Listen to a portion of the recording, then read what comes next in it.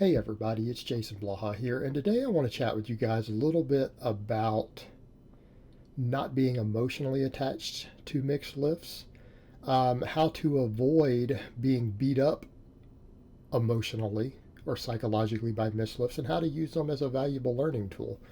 Now, you guys are going to watch me in the background missing this squat over and over and over. For those curious, it's 522 in plates with 91 pounds of chains. I totally missed that squat a while back.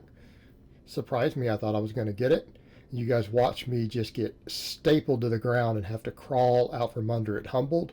But I walk over, calmly turn the camera off, and uploaded it to the internet. And there's no shame in that. There's no shame in missing a heavy lift. And I think a couple things we need to talk about here. This is one of the reasons that on a system like I use, we rotate max effort exercises. Okay, there's a reason for this. And I'm also going to talk about the mindset we need to take to emotionally detach. But I think Louis Simmons, who, again, I consider to be a mad genius, his contributions to the strength world are probably unparalleled. Not saying he always got everything right, but you talk about someone who's had an enormous impact. I don't think you're going to find anyone who's had a larger impact realistically. Here's what he said about max effort lifting and why we rotate them. He was talking, it's one of his more famous clips, of talking to some coaches, I guess, who work with track and field athletes. And what he had said, this is what he said. He said, if I have a girl who I run against another girl over at another school at a meet, and she gets beat by that girl, do you think next week I want to run her at a meet against that same girl again? Do you think I'm going to go take her over to one where I know that she's going to be at? Where she's going to walk in and know that just a week ago she got beat. She got beat by that girl. That's going to have a psychological impact. Okay, that's going to affect that athlete's confidence. Of course it will. I mean, you walk into that, someone who's beat you already a week ago, you don't want to go fight them or run against them or compete against them again. And he said, what I would rather do, go run her against someone else. Right? Take her to meets where that girl's not going to be there. Go race someone else. And work on getting stronger and faster. Right? Do all the work that it takes in practice to get stronger and faster. So that she feels more confident. You build her confidence up. Right? You build her confidence up and you get her faster and more confident before you take her against that one who beat her before. Okay, you don't want to break her. Well, it's the same way with lifting, right? That can be applied fundamentally to every sport, to everything we do in training. So when we're doing max effort lifts, yeah, we're going to miss a lot of lifts. You know what? That's normal. We're going to miss lifts, especially when you're taking it to the max. Now, I'm one of the people who believes this is safe because people watched me do that like, oh my God, did I take the workout off? No, I didn't take the rest of the workout off. I got on camera, did my supplemental work, and I PR'd my supplemental work that same day. You don't let it destroy your confidence. You don't let it destroy your motivation because it's just a missed lift. But what do you want to do? Do you want to go repeat that exact same lift again? Do you think anytime shortly after that, it would be a real good idea for me to get under a heavy barbell squat with around 90 pounds of chains again? Since I know that last time I did that, it stapled me. I mean, look at that. That shit drove me into the ground. It humbled me. That beat me up. So what do? We look at that and say, okay, we know that one's going to beat me up. What can we learn from it? We need to go figure out what muscles are weak. Is it quads? Was it back? What was the problem here? What was my issue? In that case, it was quads. Notice I struggled to even hit depth with that heavy eccentric pushing me down. I didn't even hit depth. Came up, I didn't have enough quad. Now people say you got massive quads. Like, God, that's with the chain weight on, that's over 600 pounds, and I weigh 220. It's a Masters 1. That's a lot of weight. No, I don't have enough quad for that.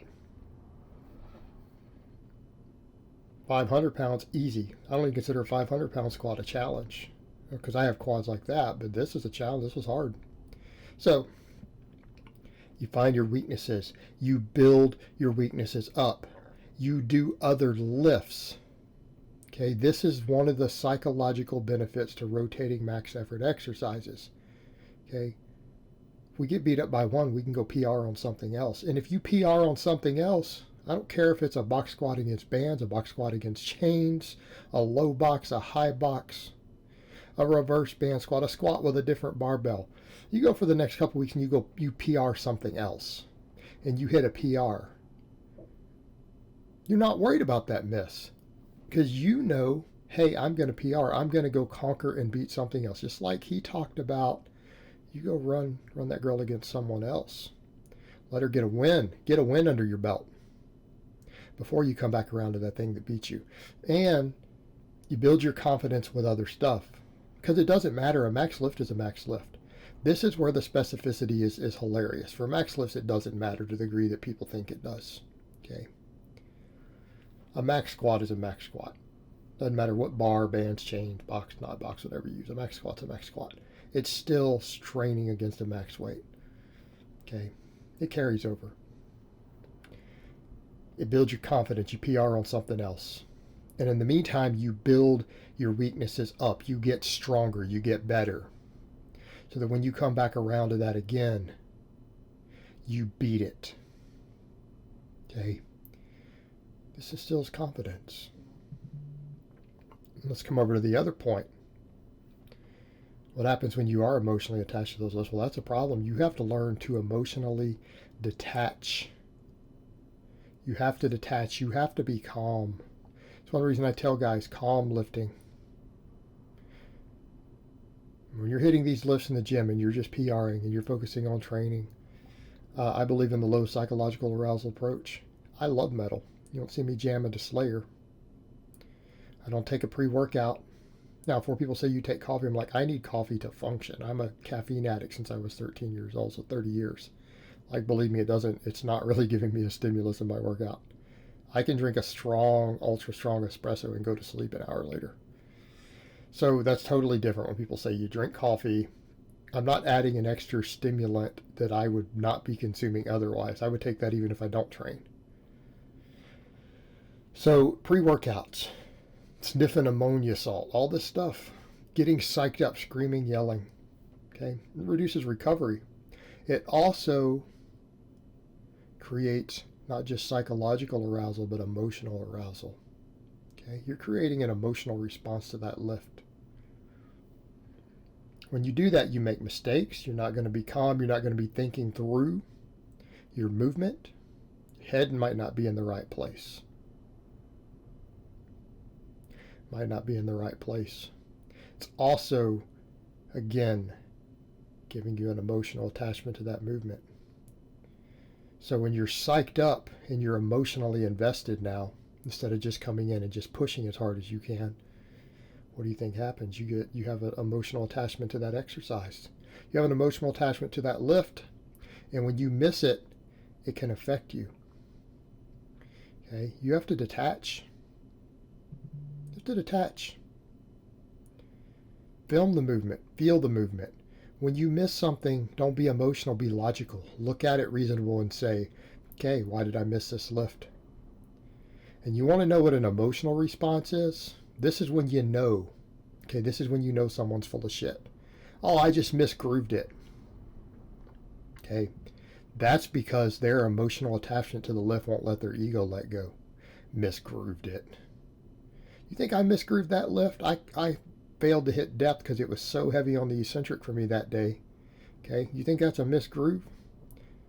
Or did I have a weakness that prevented me from doing it? Okay.